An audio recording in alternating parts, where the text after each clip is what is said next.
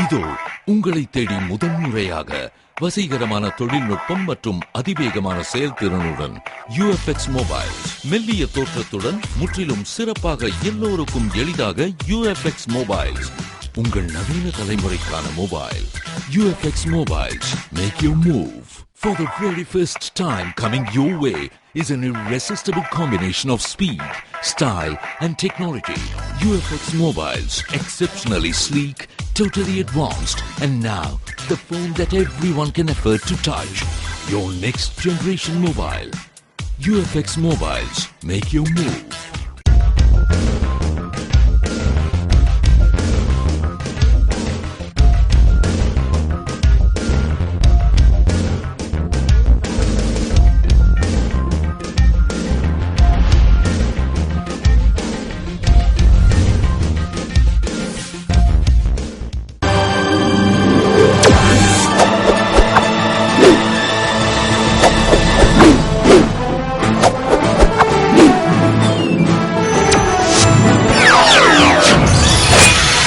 நீங்கள் பார்த்துக் கொண்டிருப்பது AJK டிவியின் புதுவை மாலை. வணக்கம். புதுவை நெட்டப்பாக்கம் கிராம பஞ்சாயத்து அலுவலக திறப்பு விழாவில் அமைச்சர் பன்னீர்செல்வம் கலந்து கொண்டு சட்டமன்ற உறுப்பினர் பெரியசாமி முன்னிலையில் அலுவலகத்தை திறந்து வைத்தார். புதுவை நெட்டப்பாக்கம் தொகுதிக்கு உட்பட்ட கரியமாணிக்கம் கிராமத்தில் 19 லட்சம் மதிப்பீட்டில் கிராம பஞ்சாயத்து அலுவலகம் கட்டப்பட்டு அதற்கான திறப்பு விழா நடைபெற்றது. விழாவில் சிறப்பு விருந்தினராக அமைச்சர் பன்னீர்செல்வம் கலந்து கொண்டு தொகுதியின் சட்டமன்ற உறுப்பினர் பெரியசாமி முன்னிலையில் பஞ்சாயத்து அலுவலக கட்டிடத்தை திறந்து வைத்தார். விழாவில் பாட்கோ தலைவர் பிரசாந்த் குமார், ஆணையர் சத்தியமூர்த்தி, ஊர் முக்கிய பிரமுகர்கள் மற்றும் பொதுமக்கள் கலந்து கொண்டனர். விழாவிற்கான ஏற்பாடுகளை கிராம பஞ்சாயத்து அலுவலர்கள் செய்திருந்தனர். +2 மதிப்பெண் சான்றிதழ்களை நாளைக்குள் வாங்க தவறினால் சென்னை தேர்வுகள் இயக்கத்திற்கு திருப்பி அனுப்பப்படும் என்று இணை இயக்குநர் கிருட்டிணராசு தெரிவித்துள்ளார். இதுகுறித்து பள்ளிக்கல்வி இயக்ககம் இணை இயக்குநர் கிருட்டிணராசு கூறுகையில், +2 மதிப்பெண் சான்றிதழ்கள் கடந்த 30ஆம் தேதி முதல் மாணவர்கள் படித்த பள்ளிகளிலும் தனி தேர்வர்களுக்கு தேர்வு மையங்களிலும் வழங்கப்பட்டு வருகிறது. எனினும் இதுநாள் வரை சில மாணவர்கள் மதிப்பெண் சான்றிதழ்களை பெறாமல் உள்ளதால் சென்னை அரசு தேர்வுகள் புதிய உத்தரவின்படி பெறப்படாமல் உள்ள சான்றிதழ்களை சென்னை அரசு தேர்வுகள் இயக்கத்திற்கு அனுப்பப்பட உள்ளதாகவும், எனவே இதுவரை சான்றிதழ் பெறாத மாணவர்கள் நாளை 14ஆம் தேதிக்குள் பெற்றுக்கொள்ளும்படியும், சென்னைக்கு மதிப்பெண் சான்றிதழ்களை அனுப்பிவிட்டால் சான்றிதழ் வாங்காத மாணவர்கள் பெரும் சிரமத்திற்கு ஆளாக நேரிடும் என்று கூறினார். புதுவை மருத்துவம் மற்றும் பொறியியலில் பிராந்திய இடஒதுக்கீட்டில் மாணவர் சேர்க்கை என்பதை துணைநிலை ஆளுநர் தலையிட்டு ரத்து செய்ய வேண்டும் என்று திமுக மாநில துணை அமைப்பாளர் SP சிவக்குமார் வலியுறுத்தியுள்ளார். இது தொடர்பாக திராவிட முன்னேற்றக் கழக மாநில துணை அமைப்பாளரும் முன்னாள் அமைச்சருமான SP சிவக்குமார் கூறுகையில், புதுவையில் மருத்துவம் மற்றும் பொறியியல் கல்லூரிகளில் சேர பிராந்திய இடஒதுக்கீடு முறை இன்னமும் தொடர்வது வேதனைக்குரியதாகவும், இதனால் மற்ற பிராந்தியங்களில் உரிய மதிப்பெண் பெற்றவர்களுக்கும் துரதிருஷ்டவசமாக குறைந்த மதிப்பெண்கள் பெற்றவர்களுக்கும் இடம் கிடைத்து, புதுவையில் அதிக மதிப்பெண்கள் பெற்றாலும் உரிய இடம் கிடைப்பதில்லை.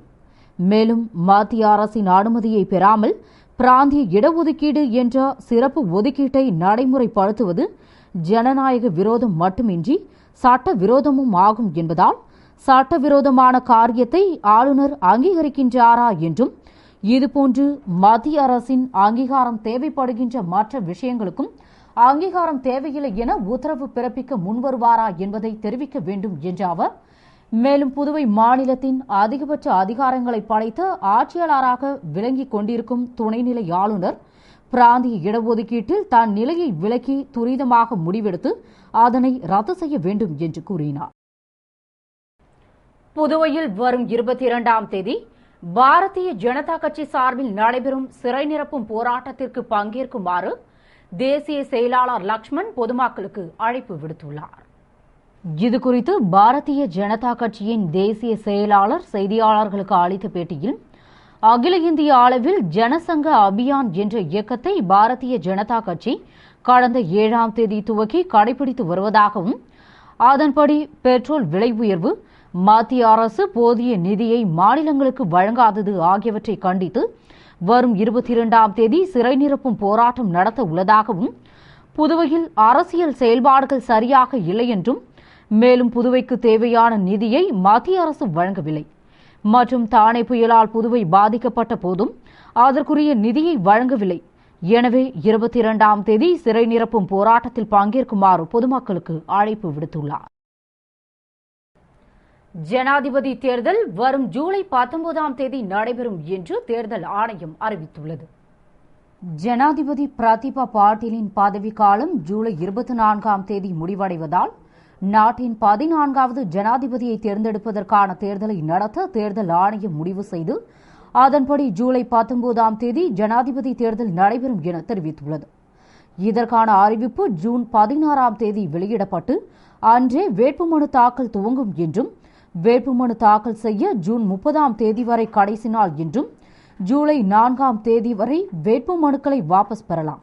மேலும் ஜூலை 19ஆம் தேதி காலை 11 மணி முதல் மதியம் 3 மணி வரை வாக்குப்பதிவு டெல்லி நாடாளுமன்ற கட்டிடத்திலும் மற்றும் அனைத்து மாநில சட்டப்பேரவை வளாகத்திலும் வாக்குச்சாவடிகள் அமைக்கப்பட்டு நடைபெறும் என்றும், இதில் மக்களவை மாநிலங்களவையைச் சேர்ந்த 776 உறுப்பினர்களும் மாநில சட்டப்பேரவை உறுப்பினர்களான 4120 பேர் என மொத்தம் 4896 பேர் வாக்களிக்க தகுதி பெற்றுள்ளனர் என்றும், வாக்குகள் எண்ணிக்கை ஜூலை 22ஆம் தேதி நடக்கும் என்று தேர்தல் ஆணையம் அறிவித்துள்ளது.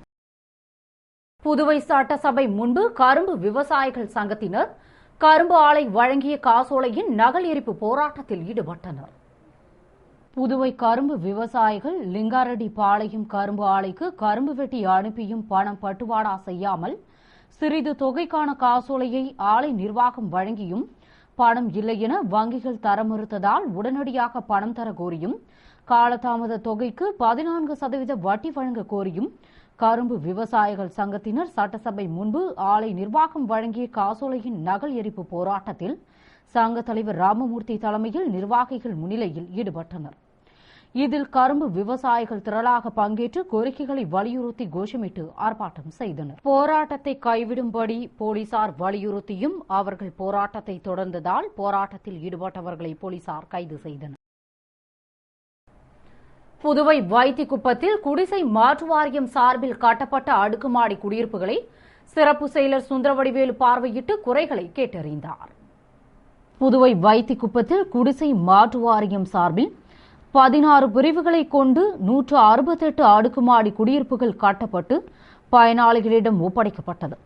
ஆனால் குடியிருப்பில் மின்சாரம், உள்கட்டமைப்பு வசதிகள் செய்து தரப்படவில்லை என பயனாளிகளிடமிருந்து புகார் எழுந்ததால் சிறப்பு செயலர் சுந்தரவடிவேலு குடிசை மாற்று வாரிய அதிகாரிகளுடன் அடுக்குமாடி குடியிருப்பை பார்வையிட்டு ஆய்வு செய்தார் மற்றும் அதில் வசிக்கும் மக்களிடம் குடியிருப்பில் உள்ள குறைகள் பற்றி கேட்டறிந்தார்.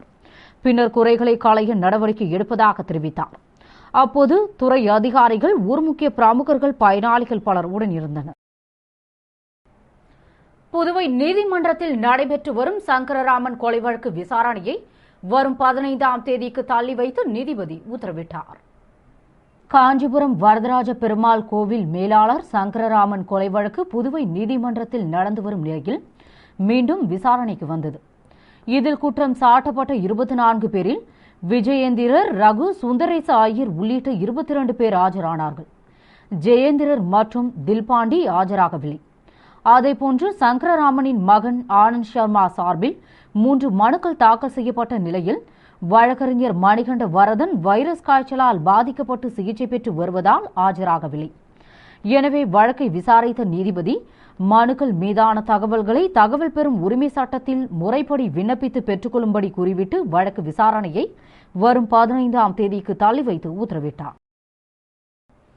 புதுவையில் மேல்நிலை எழுத்தர், இளநிலை எழுத்தர் பணியிடங்களுக்கான தேர்வை நடத்த ஏற்பாடுகள் முடுக்கிவிடப்பட்டுள்ளதாக சிறப்பு செயலர் சுந்தரவடிவேலு தெரிவித்துள்ளார்.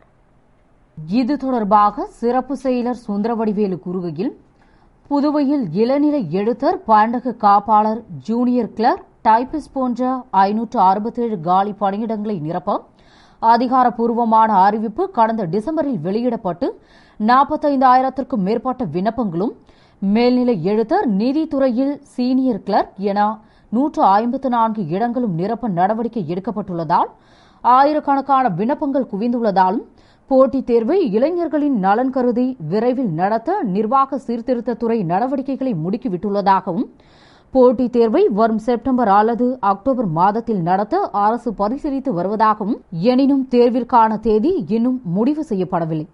இருப்பினும் போட்டித் தேர்விற்கான ஏற்பாடுகள் தீவிரமாகவும் சுறுசுறுப்பாகவும் நடைபெற்று வருவதாகவும் கூறினார். புதுவை நீதிமன்றத்திற்கு விசாரணைக்கு வந்த கைதிகள் சிறை அதிகாரிகளின் நடவடிக்கைகளை கண்டித்து போராட்டத்தில் ஈடுபட்டதால் அங்கு பெரும் பரபரப்பு ஏற்பட்டது. புதுவை காலாப்பட்டு மத்திய சிறையில் விசாரணை கைதிகள் 3 பேர் தற்கொலை முயற்சி செய்து சிகிச்சை பெற்று வரும் நிலையில் பல்வேறு வழக்கு விசாரணைக்காக சிறையிலிருந்து அழைத்து வரப்பட்ட 21 கைதிகள் நீதிமன்ற வளாகத்தை அடைந்தவுடன் வேனிலிருந்து இறங்க மறுத்து தர்ணா போராட்டத்தில் ஈடுபட்டனர். அப்போது அவர்கள் சிறையில் கைதிகளுக்கு தரமான உணவு வழங்க கோரியும், கைதிகள் மீதான சிறை அதிகாரிகளின் நடவடிக்கைக்கு எதிர்ப்பு தெரிவித்து வேனில் இருந்தவாறே கோஷமிட்டு ஆர்ப்பாட்டம் செய்ததால் நீதிமன்ற வளாகத்தில் பெரும் பரபரப்பு ஏற்பட்டது. பின்னர் போலீசார் அவர்களிடம் சமரசமாக பேசி சமாதானப்படுத்தி விசாரணைக்காக நீதிமன்றத்திற்குள் அழைத்து சென்றனர்.